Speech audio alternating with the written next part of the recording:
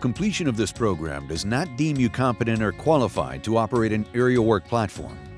As per OSHA, your employer must ensure your competency to operate an aerial work platform. This aerial work platform safety video covers guidance that applies to many types of aerial work platforms. In no way does this safety video cover every type of situation or hazard that may be encountered when operating aerial work platforms. This training program shall not be used as a sole source of safety training. Always refer to the operator's manual of the specific make and model you are operating for complete safety rules and operating instructions. This safety video is intended to be used in conjunction with the complete aerial work platform operator safety training program, which includes this video, a safety guide, a written theory test, and hands-on practical evaluation.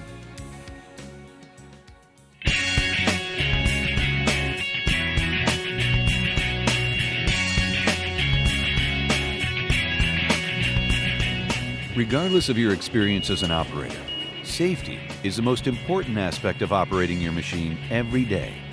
As an operator, good judgment, control, and caution will determine the safety of you and your coworkers. This safety training class is designed to help you know and understand your responsibility as an operator, the hazards associated with operating this type of equipment, and help you identify and avoid these hazards. Hi, my name is Jake Kidd. I'm a trainer with Sun State Equipment. Thank you for attending this safety training class today. Let me start with a question. Why are you here today? Here's why. Your employer and Sun State Equipment care greatly about your safety and the safety of all your coworkers, and we want to ensure each and every one of you goes home safely each day to your family. Thanks, Jake. To ensure that we all do make it home safely, let's begin by letting you know the key points of this safety training video. Introduction to aerial work platform safety training, operator responsibilities, safely operating the aerial work platform, additional safety practices. This aerial work platform safety video covers guidance that applies to many types of aerial work platforms. In no way will this video cover every type of situation or hazard you may encounter when operating these types of machines. As an operator, you are required to familiarize yourself with any aerial work platform you may be asked to operate. Here's an overview of the aerial work platform safety training class and what will be expected of you. Watch this aerial work platform safety training video. There will be quizzes within the video to help you retain important information. Your qualified instructor will review some of the key points from the handbook you received at the beginning of class. You will take an aerial work platform theory test on the material covered in the video. Your qualified instructor will grade the theory test to ensure a passing grade. If passed, you will proceed to the aerial work platform practical test. Under the direction of a qualified person, your trainer, the trainee shall operate the aerial work platform for a sufficient period of time to demonstrate proficiency in the actual operation of the aerial work platform.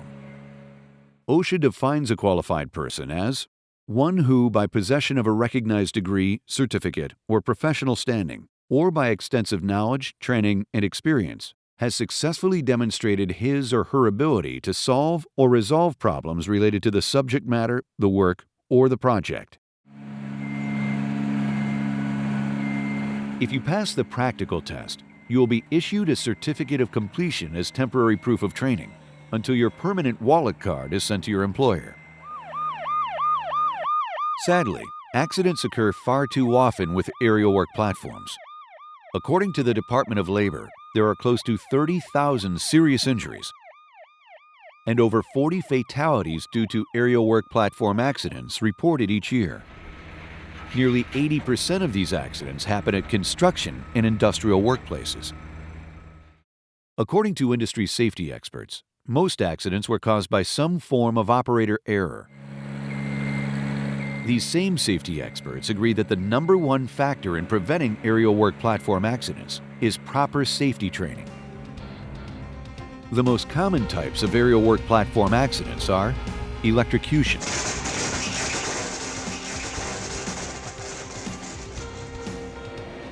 falls, tip-overs,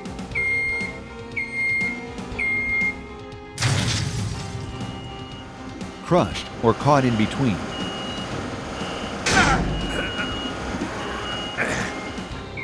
Collision or struck by or against.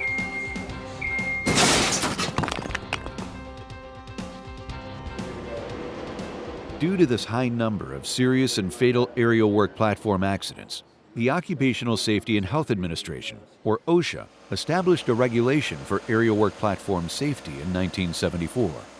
This regulation defines what the content of training needs to be, how to implement a training program, and who is responsible for training. And it's got some key points in it. 3 very important points to know and understand directly from the OSHA regulation that impacts you and your employer are: only authorized persons shall operate an aerial lift. All employees who operate working platforms shall be trained. The employer shall certify that employees have been trained in operating and inspecting a working platform. In conjunction with OSHA, the American National Standards Institute, or ANSI, created standards and responsibilities for many people regarding aerial work platforms. These standards are in the form of a manual called the ANSI Manual of Responsibilities, and it communicates who these responsible parties are. They are written for each different classification of aerial work platform.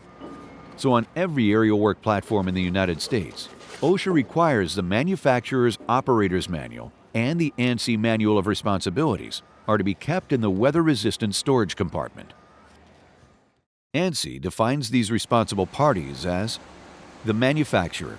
The manufacturer is a person or entity who makes, builds, or produces an aerial platform. The dealer and/or owner.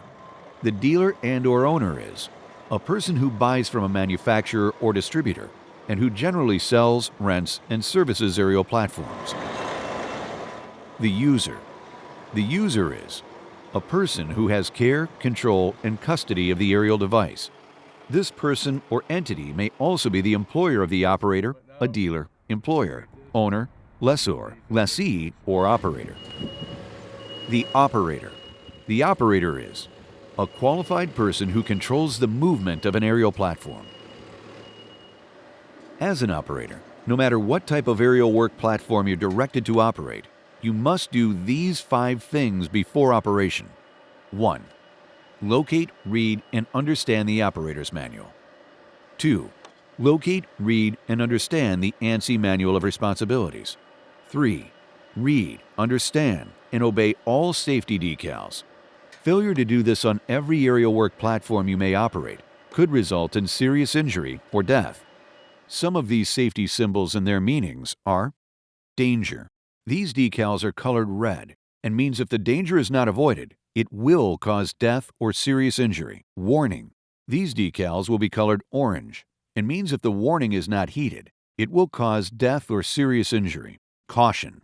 These decals will be colored yellow and means if the precaution is not taken, it may cause minor or moderate injury. 4. Know and understand the location and function of all controls and levers of the aerial work platform. 5. Ensure all occupants of the aerial work platform wear appropriate personal protective equipment. With that said, aerial work platform safety is extremely important, and one of the primary goals of this training class is to help you identify and avoid the hazards with operating any type of aerial work platform so that you and your coworkers go home safely each night.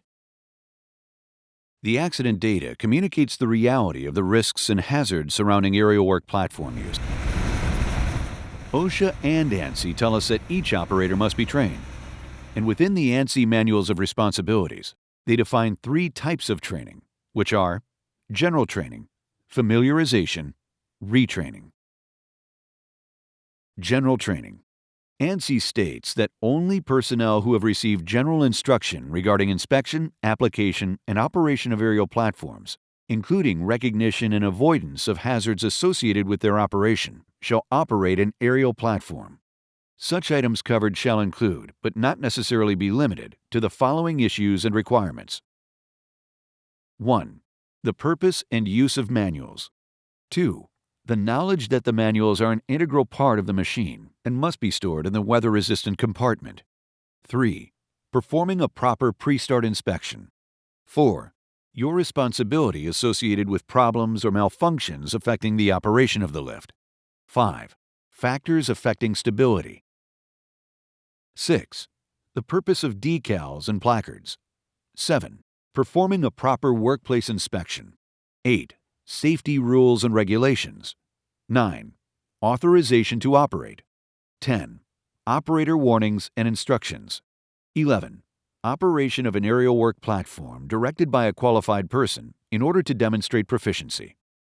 And it's got some good key points in it. Upon completion of this aerial work platform general training class, you will soon receive a wallet card as proof of training. This wallet type card will spell out the type of training, the entity that conducted the training, the name of the trainer, the date of training, and the name of the trainee. Once you receive your wallet card, you will notice an expiration date on it. Industry best practice suggests that every 5 years, an operator be retrained by going through a complete general training program again. As an operator, it's your responsibility to have your proof of training with you at all times and be able to present it to your employer, job site safety director, or OSHA inspector upon request. When properly completed, general training is the first step toward qualifying you as an operator to operate any like type of aerial work platform, as long as you're also familiarized with the controls and safety devices of the other like type equipment. Familiarization. Familiarization is to take place when an operator is directed to operate an aerial platform they're not familiar with. For example, as an operator, if you do not understand or are not familiar with all the controls, safety devices, and operating characteristics on a subsequently used piece of equipment, you may not know how to get the unit down in the event of engine failure or other such emergency. This is expressly why, in addition to initial general training of individuals, the need for familiarization with each piece of equipment is so critical and should be completed as soon as you receive an aerial work platform at your workplace that you may be unfamiliar with.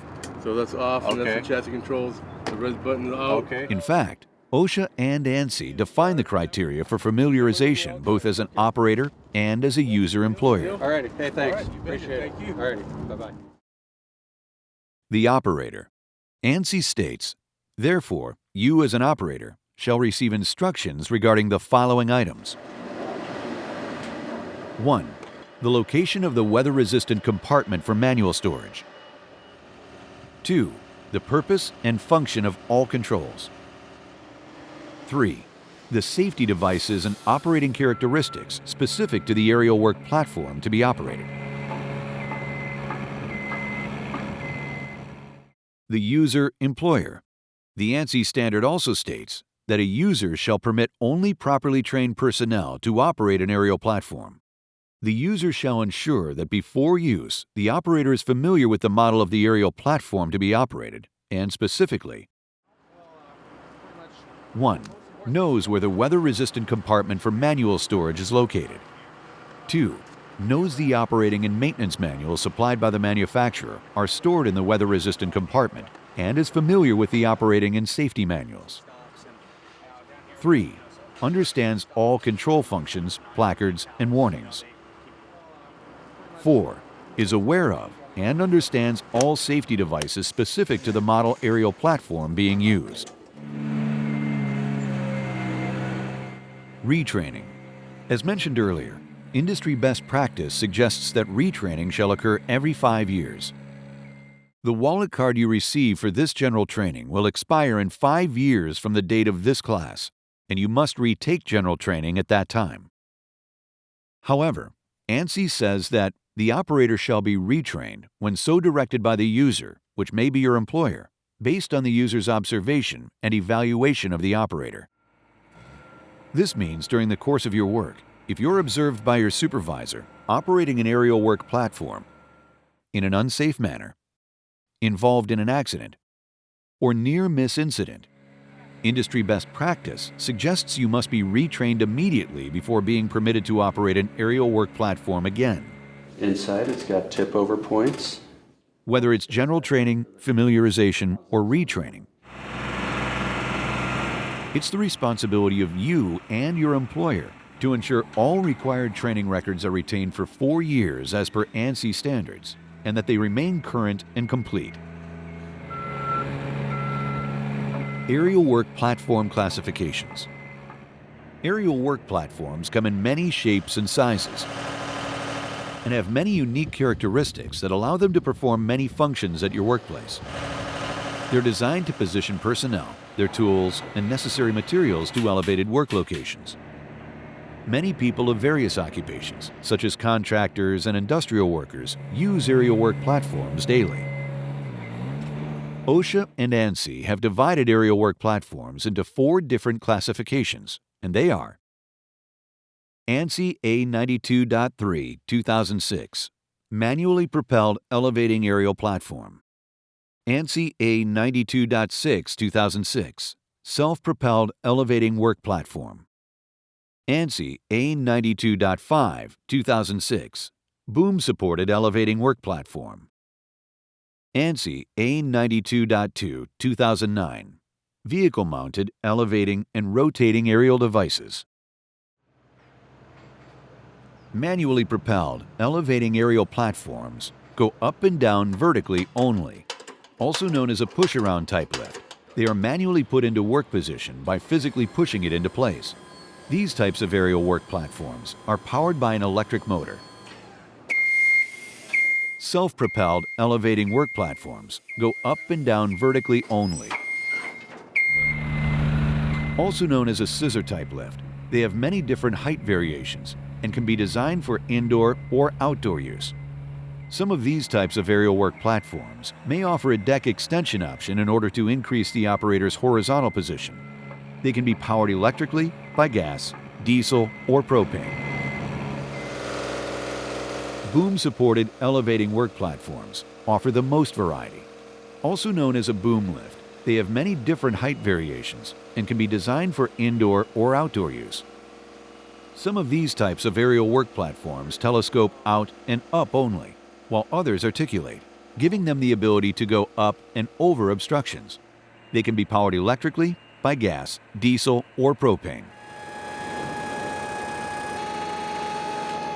Vehicle-mounted elevating and rotating aerial devices are boom lifts that are either truck or trailer mounted and placed into position. They have many height variations and can be designed for indoor or outdoor use. A truck-mounted boom is normally seen in the utility or landscape industry, while trailer-mounted booms are commonly used in the general maintenance fields. In this safety training program, we will concentrate on general operating characteristics, along with identifying and avoiding hazards associated with all classifications of aerial work platforms. Before we move on to your first quiz, let's review some of the primary objectives that we discussed in this first section. First, we talked about the most common types of aerial work platform accidents and the importance and need for proper aerial work platform safety training. Next, we learned the OSHA regulations regarding aerial work platform safety and training. We also learned about the ANSI manuals of responsibilities and how they communicate to responsible parties who manufacture, sell, rent, use, and operate aerial work platforms. We also learned the importance of aerial work platform familiarization and that prior to your operation, you must locate, read, and understand the operator's manual, obey all safety decals, and know the meaning of the danger, warning, and caution symbols. You must also know and understand the location and function of all controls of the specific aerial work platform you are operating. And as an operator, you must ensure each occupant is wearing the proper PPE. Next, we define the 3 types of training that an operator is required to have, and that the employer shall permit only properly trained personnel to operate a lift. The 3 types of training are general training, familiarization, and retraining. Last, we spoke of the 4 classifications of aerial work platforms: manually propelled elevating aerial platform, self-propelled elevating work platform, boom-supported elevating work platform, and vehicle-mounted elevating and rotating aerial devices. Now, let's move on to the first quiz.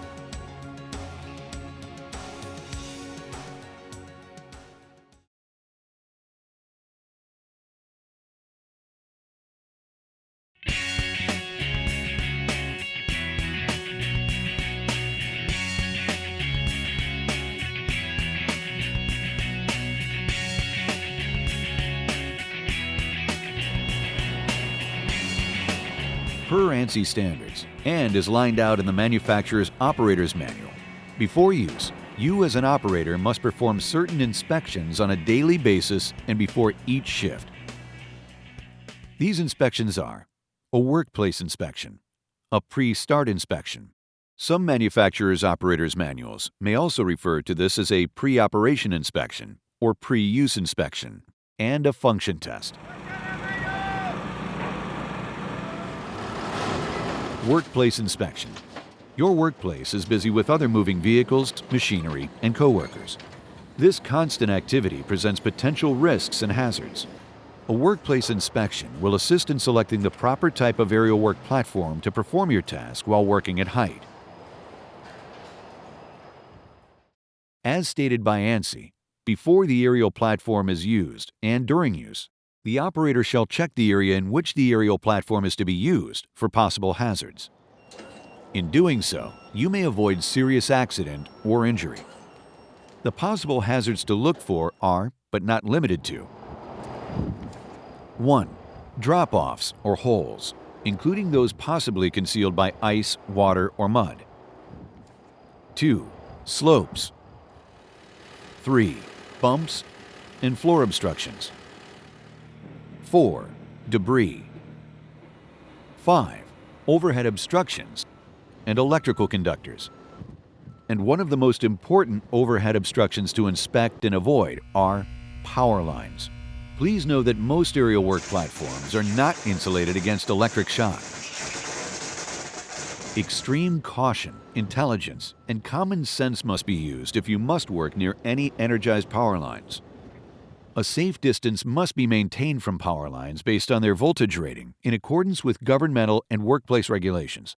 Industry safety experts have created a minimum safe approach distance chart to use as a quick reference when you must work near energized power lines. The chart is found in the operator's manual of the specific aerial work platform you may be operating. 6. Hazardous locations and atmospheres. 7.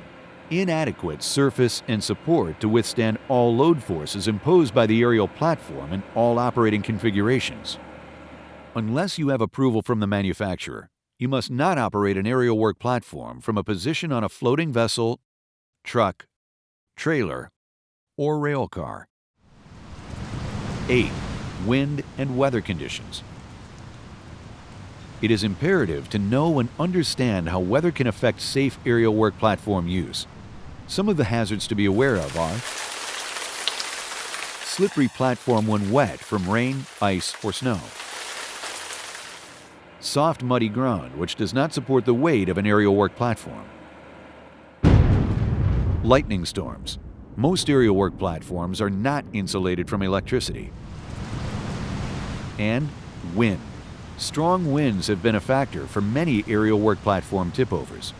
You must know and understand the maximum allowable wind speed rating for the specific lift you're operating. This important information is found in the operator's manual. It's important to understand that the maximum allowable wind speed rating is measured from the maximum platform height of the aerial work platform. It's also very important to understand that the wind speed at ground level can be vastly different from the wind speed of an elevated aerial work platform. The most accurate tool to measure wind speed is an anemometer. This tool measures the wind speed precisely at the platform height where you're working. For those who regularly work at height on aerial work platforms, the anemometer is a great tool to ensure you operate within the manufacturer's rated wind speed for the specific aerial work platform you're operating. If it's a windy day, don't take a chance. In addition, there are times when unmanned aerial work platforms have been seen elevated with advertising banners hanging from them. This is never to be done. Such items can act like the sail on a ship and catch the wind and can easily result in a tip-over. 9. Presence of unauthorized persons. 10. Other possible unsafe conditions. Pre-start inspection. Performing a pre-start inspection and daily routine maintenance is the responsibility of you, the operator. It is a visual inspection in order to recognize anything that may be wrong prior to operation. It is to be done daily before your shift. It's your responsibility as an operator to use the pre-start checklist located in the operator's manual of the specific machine you're operating. In order to demonstrate a pre-start inspection, we'll use a boom-type lift. From the ground, here are things to visually inspect. Locate the operator's manual and ANSI Manual of Responsibilities. They are a permanent part of the aerial work platform. The responsibility is yours as an operator to read them before operating.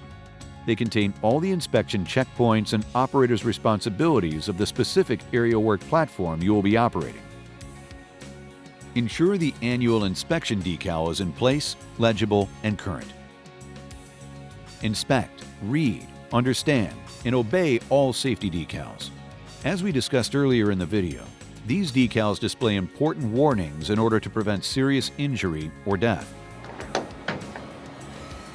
Ensure proper fluid level for the battery and inspect for leaks. Ensure proper level of engine coolant and inspect for leaks. Ensure proper level of engine oil and inspect for leaks. Ensure proper level of hydraulic oil and inspect for leaks. The following areas and components need to be inspected for missing or improperly installed parts, damage, or modifications not authorized by the manufacturer. Hydraulic and fuel tanks. Turntable and drive motors and drive hubs. Wiring and electric cables and all electrical components.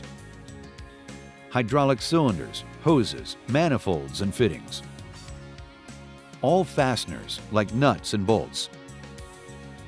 Beacons and alarms if so equipped. All wear pads such as axle and boom. Wheels and tires. Platform entry gate, mid-rail, and entire guardrail assembly. Any latch doors and compartment covers. Horn and any limit switches. Engine compartment and components. The entire aerial work platform needs to be checked for the following: any damage to the lift, any cracks in welds or any structural parts. All hardware, bolts, pins, and fasteners are properly tightened and in place. Doors, covers, and their latches work properly.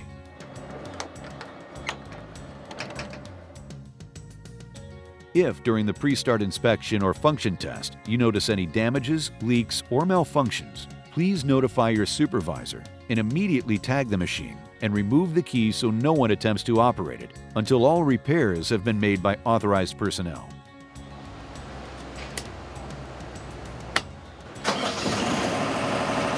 Function test. Performing a complete function test of the aerial work platform is the responsibility of the operator. It's designed to recognize any malfunction prior to full operation. It's to be done daily before your shift. It's your responsibility as an operator to use the function test checklist located in the operator's manual of the specific machine you're operating. In preparation for the function test, we want to ensure your safety by discussing the use of personal protective equipment and personal fall protection. Personal protective equipment is often a hard hat, safety glasses, work gloves, and a safety vest.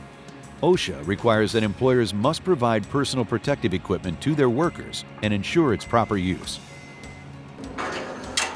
In addition to personal protective equipment, aerial work platforms require the use of personal fall protection. Earlier in the video, we mentioned that falls are one of the more common aerial work platform accidents. Most falls involving aerial work platforms can be traced to operator error and/or improper use.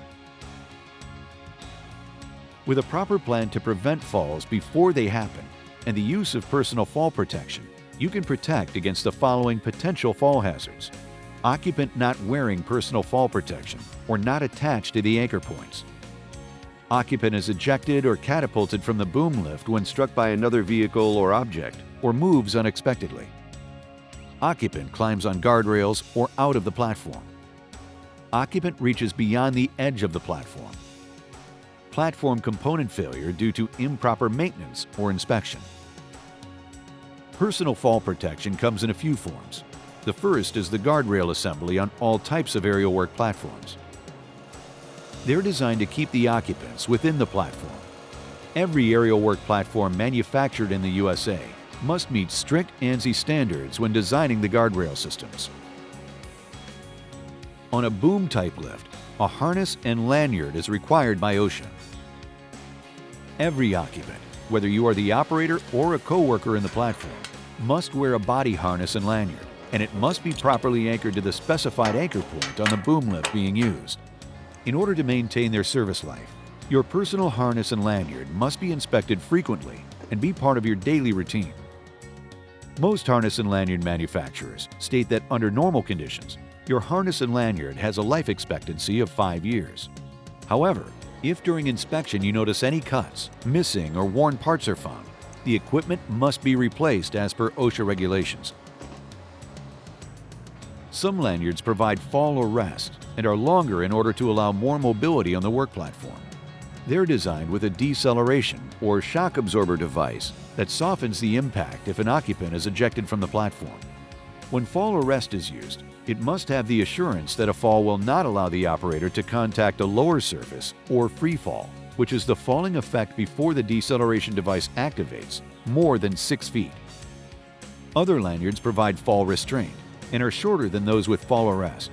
They do not have any deceleration device and are designed so that the operator cannot be ejected from the work platform.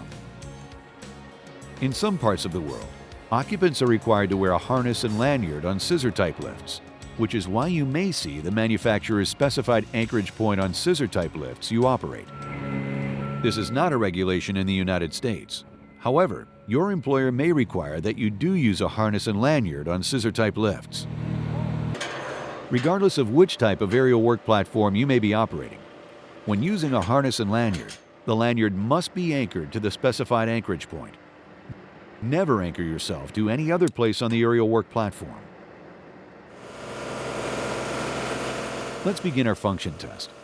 When conducting the function test, always do so in an area free of hazards and instructions, and the surface is firm and level. Please remember, it's your responsibility as an operator to use the function test list located in the operator's manual of the specific machine you're operating. From the ground controls of a boom-type lift, pull out the emergency red stop buttons at both the ground and platform controls, and start the engine. Test the red emergency stop button.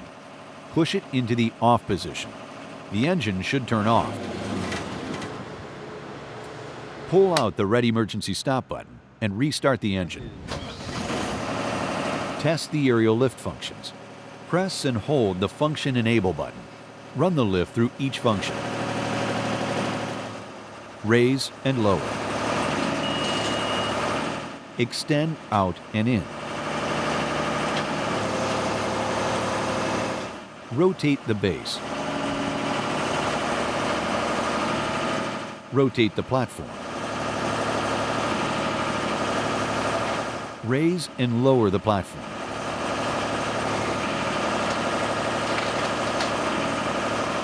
Now, do not press the function enable button and attempt to perform a function. You should have no functions that operate. Test the auxiliary or emergency controls. The emergency controls are designed to operate the aerial work platform in case of engine failure or injury to the operator on the platform. Turn off the engine and pull out the red emergency button, but do not start the engine. Press and hold the emergency power button while operating each boom function. Each function should operate.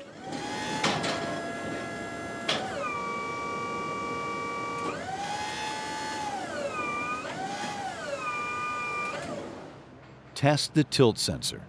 Turn the key to platform controls. Do not start the engine. Locate the tilt sensor level near the base structure of the engine compartment. Pull the tilt sensor in order to simulate the lift being out of level. If operating properly, an alarm will be heard from the platform. From the platform controls, be sure the red emergency stop button is pulled out at the ground controls and the key switch is turned to the platform position. Properly enter the platform by facing the machine and using the 3-point contact method, which means 2 hands and 1 foot, or 1 hand and 2 feet are in contact with the machine when entering or exiting. Be sure to secure your lanyard to an approved anchorage point. Start the engine. Test the red emergency stop button. Push it in to the off position. The engine should turn off. Pull out the red emergency stop button and restart the engine. Test the function enable foot switch. Turn the engine off by pushing in the red emergency stop button. Press down on the foot switch and try to start the engine. It should not start. Do not press down on the foot switch and try to start the engine. It should start. Test the aerial lift functions. Press down on the foot switch. Run the lift through each function. Raise and lower.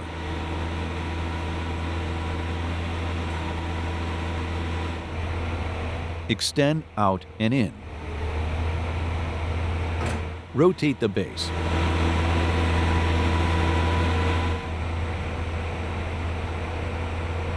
Rotate the platform. Raise and lower the platform.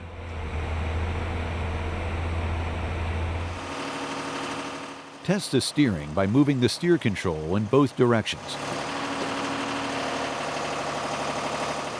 Test the drive and braking functions by moving the drive control handle forward. Release the handle and the machine should stop. Test the horn. Test the limited drive speed. Press down the foot switch and extend the boom out 4 to 6 feet. Move the drive control handle forward and the machine should only drive in its low speed mode. Retract the boom. Press down the foot switch and raise the boom 2 to 4 feet above horizontal. Move the drive control handle forward and the machine should only drive in its low speed mode. Lower the boom.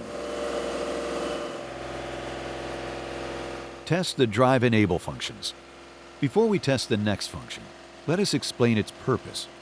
Because boom type lifts are often able to rotate 360 degrees, sometimes an operator may forget which way they're facing when they go to drive the aerial work platform.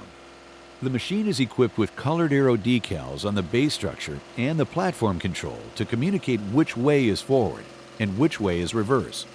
Most manufacturers take this into account and let you drive in any direction, but they want to ensure you know which direction you're truly facing and that you drive the lift in the desired direction. Press down the foot switch and rotate the boom at least 90 degrees. The drive enable indicator light should begin to blink. Move the drive control handle forward.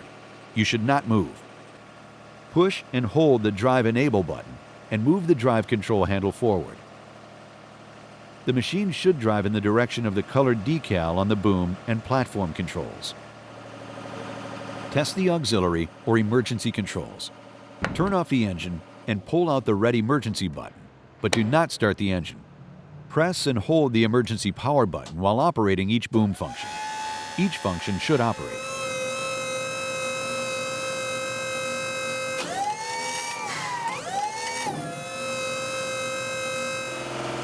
We just learned the proper way to perform a function test on a boom type lift. When performing a function test on any other type of aerial work platform, it's your responsibility as an operator to use the function test checklist in the operator's manual of the specific make and model machine you are directed to operate. If during the pre-start inspection or function test you notice any damages, leaks, or malfunctions, please notify your supervisor and immediately tag the machine and remove the key so no one attempts to operate it until all repairs have been made by authorized personnel.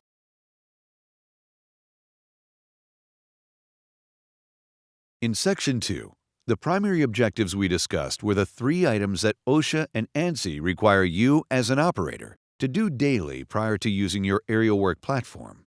First is performing a workplace inspection in order to recognize and avoid hazards before use. Second is performing a pre-start inspection by visually looking at your aerial work platform to be sure there are no issues before use. And third is the function test, in which you operate each function to ensure they work properly. Please remember that if any damage, leaks, or malfunctions are recognized, you must tag the machine with a Do Not Operate tag and remove the keys so no one attempts to operate an unsafe aerial work platform. Lastly, always use the three-point contact method to safely enter or exit an aerial work platform. Remember, as an aerial work platform operator, always wear your personal protective equipment and a harness and lanyard on a boom-type lift. Now, let's move on to the next quiz.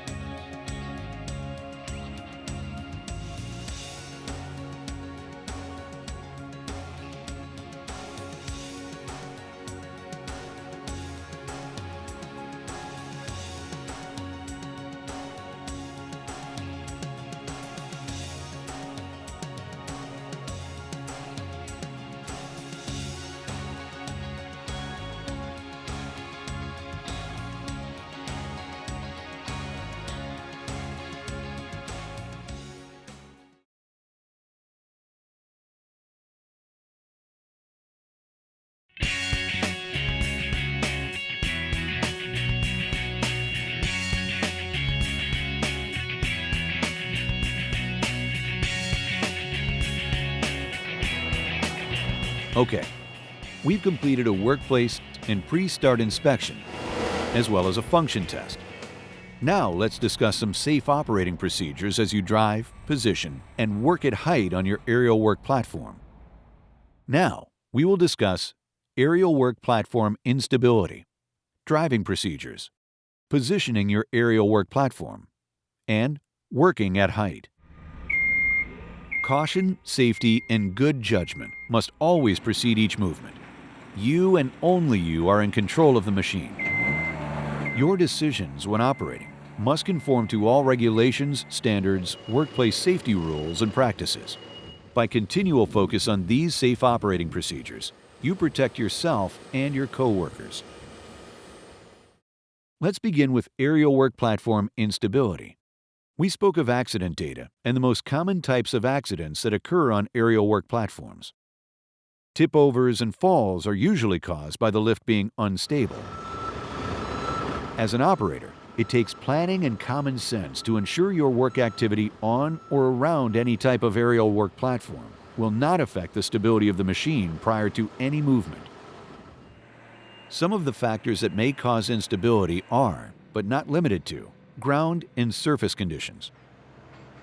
The ground and surface conditions must always be inspected in order to identify any hazards and to ensure the work surface can withstand the weight of the aerial work platform. Some items to inspect are drop-offs or holes covered by plywood, water, ice, or mud, metal grates, manhole covers, underground culverts, loose, soft, or wet ground, inadequate ground support, such as a raised floor found in a gymnasium or computer room, workplace debris, slopes and grades. You must know the grade ability and side slope rating of the specific aerial work platform you are operating. This information is listed in the operator's manual. If you must travel on a slope, always travel at a 90-degree angle to the slope. If you must drive at an angle on a slope, never exceed the side slope rating listed in the operator's manual. Side force. All aerial work platforms have a side force rating. Side force is the pushing or pulling of external force causing side pressure or force on the platform, such as pulling or tugging on materials. Hanging items outside the platform, such as tools, materials, or signs, and may cause a tip over or fall. Leaning items up against the base or platform, such as materials or ladders. Using the lift as a crane. Pushing or pulling any objects with the aerial work platform. Tying off any structure adjacent to the lift. You must read, understand, and obey the maximum allowable side force rating of the specific aerial work platform you're operating. Platform capacity. All aerial work platforms have weight and load limitations. The maximum rated load capacity is the maximum weight and maximum occupants allowed on the platform of your lift. Every aerial work platform has a decal on the platform stating the capacity. This weight may be a combination of occupants and materials, or just occupants. You must never exceed the weight or occupant limit stated on the manufacturer's decal and in the operator's manual. This is especially important when using the slide-out deck option on a scissor lift. Never have any object on or in the platform that exceeds the size of the platform. Always distribute the weight on the platform evenly in order to remain stable. Uses of attachments. Aerial lift manufacturers have designed various attachments to help increase productivity and safety. Only attachments authorized by the manufacturer found in the operator's manual of the specific lift you are operating are to be used. Never use any unapproved attachment, as no modification affecting capacity, stability, and safe operation is to be used. Driving procedures. Earlier in the video, we inspected the workplace for hazards. It is your job as an operator to avoid these hazards as you drive and position your aerial work platform to your work area. As discussed earlier, use your three-point contact method to enter the platform. When driving, be sure guardrail is in position and access gate closes and secures properly behind you. Maintain firm footing and proper hand placement. Always keep all arms, legs, and other body parts within the platform to prevent accidental injury. Always travel in the lowest position reasonably possible. Always face the direction you're traveling. Continually scan your path as you travel.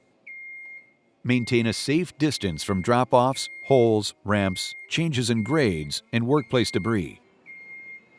Always stop, steer, and drive smoothly, as any sudden or abrupt actions will affect the stability of your aerial work platform. Observe all traffic regulations at your workplace, such as speed limits, safe following distances, and rules regarding stunt driving and horseplay. Watch for hazards and other vehicles, especially emergency vehicles. Use extra caution around pedestrians. Always allow them the right of way in order to avoid an accident or injury. When driving around blind corners, honk your horn to make sure other vehicles and pedestrians are aware of your presence. If needed, Utilize a spotter to assist with visibility. If you need to travel on a slope, refer to the operator's manual of the specific aerial work platform you're operating in order to remain within the manufacturer's slope rating. Check overhead clearance when passing through doorways to avoid a crushing accident to you or damage to the doorway and machine. Also, allow time for your eyes to adjust to different lighting.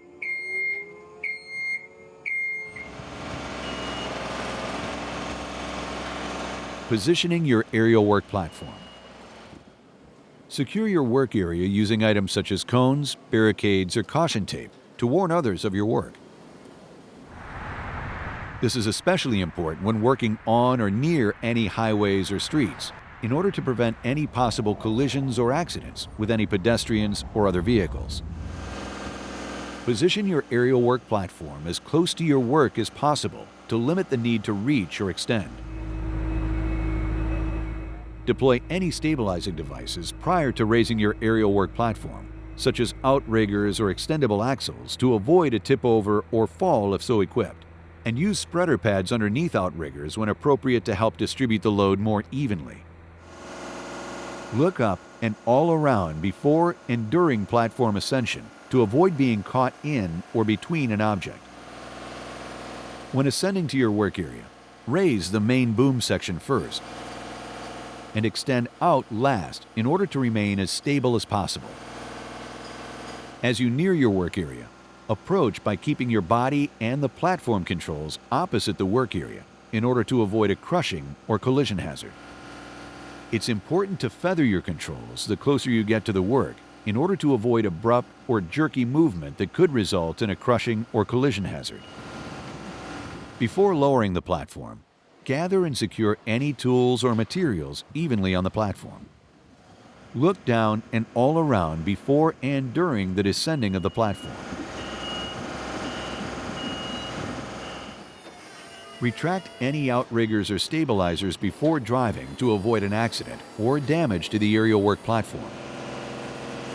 Prior to driving, be sure you know which direction your aerial work platform is facing by matching the directional arrows on the platform controls to the base structure of your aerial work platform and utilizing the drive enable function as needed. Working at height. Once you have safely positioned yourself at your work area, please take these working at height practices into consideration. Shut off your aerial work platform to avoid any accidental movement. If you need to gain more height, reposition yourself.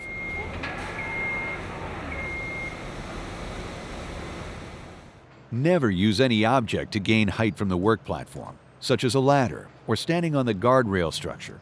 This is extremely unsafe and may cause a fall or tip over. Never exit the elevated platform unless the operator's manual of the specific machine you're operating allows it, and if so, follow the procedures accordingly. Do not hang any objects over the side of the platform, such as power cords, rope, or welding cable.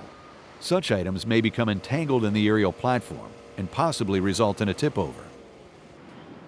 The aerial work platform should never rest against or be tied to another structure or object to gain stability. This may create excessive side force and may result in a fall or tip over. If your aerial work platform ever becomes snagged, be sure to safely remove all occupants prior to freeing the snag machine in order to avoid a possible tip-over accident of a manned aerial work platform. Never climb down the scissor arms or boom lattice of any aerial work platform for any reason, as it may result in serious injury or death. In order to continually operate your aerial work platform safely, here are some of the primary objectives discussed in Section 3. First, we discussed aerial work platform instability and that ground and surface conditions, slopes and grades, side force, and platform capacity can affect the stability of an aerial work platform. When you are driving your aerial work platform at your workplace, please be sure the safety gate or safety chain is securely closed behind you. Maintain firm footing and proper hand placement on the platform. Travel in the lowest position possible, and always face the direction you're traveling. When positioning your aerial work platform at your work area, Remember to secure the work area utilizing safety cones or caution tape.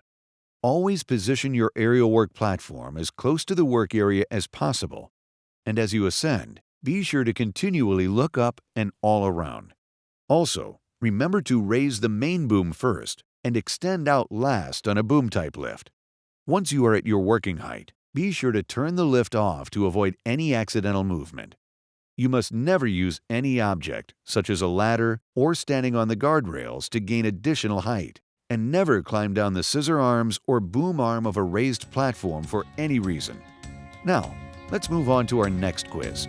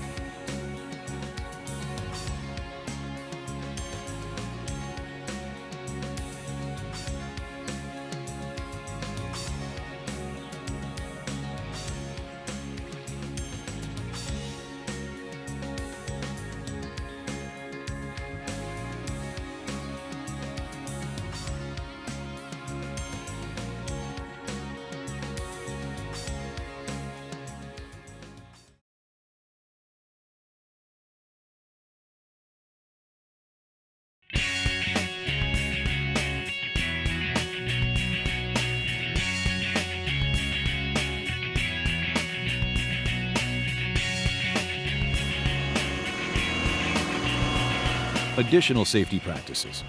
As we near the end of this safety video, there are just a few more safety practices that you as an operator must know and do. Refueling and battery charging guidelines. The following safety guidelines should be followed when refueling or charging the batteries on your aerial work platform. Shut down the engine. Wear your appropriate personal protective equipment, especially around batteries in case of an acid leak. Never smoke in any designated refueling or battery charging area. Only refuel or recharge batteries in a well-ventilated area, free of flame, sparks, or other hazards that may cause fire or explosion. Only refill propane fuel if you are trained to do so. Obey all cleanup, safe containment, and disposal procedures at your workplace. Safely parking and shutting down your aerial work platform. When it's time to park your aerial work platform, please practice this shutdown sequence. Choose solid, level ground. Lower the aerial work platform to its most compact position. Use wheel chocks if you must park on an incline. Turn your lift off and remove the key to prevent any unauthorized use. Secure any compartment doors to deter vandalism or theft. Don't let the aerial work platform become a hazard. Never block any pathways, fire equipment, doors, or exits. Daily maintenance. Many aerial work platform manufacturers state in their operators' manuals that daily maintenance is the responsibility of the operator. This maintenance often consists of checking the engine oil, hydraulic oil, engine coolant, and battery water, and topping them off as needed. When conducting this portion of your pre-start inspection, please keep these safety guidelines in mind. Select an area free of hazards and obstructions, and the surface is firm and level. Be sure the brakes function, and lower the aerial work platform to its most compact position to take unwanted pressure off of the hydraulic system. Shut down the engine and/or all power to the lift. Chock the wheels. Wear the proper personal protective equipment, especially around batteries. Never disable any signaling or warning devices. They're required by law. workplace emergencies, and rescues. We have discussed aerial work platform accidents throughout this video. The unfortunate odds are that at some point, an accident may occur at your workplace. As an operator, you should know the emergency procedures and rescue plan for your workplace. Please consider the following guidance in case of an emergency in order to quickly respond. Use a buddy system. Check in with each other throughout the day. Consider having a wallet card of all emergency contact phone numbers at your workplace. Know where all workplace first aid kits are kept. Always follow your workplace policy for any accident reporting. Know your role in the event of an emergency that requires an operator to be rescued from an elevated platform, such as assisted rescue. This is a rescue performed by a coworker in the event the operator on the platform is unable to safely lower themselves for any reason. This is done by being sure a coworker on the ground is properly trained on the use of all emergency lowering devices. Thank you. Professional rescue. This is a rescue conducted by professional first responders, like police and fire departments. This type of rescue is to be done when an assisted rescue is no longer an option, such as when the aerial work platform makes contact with an energized power line. It is very important to know the physical address of your workplace should you ever need to call 911.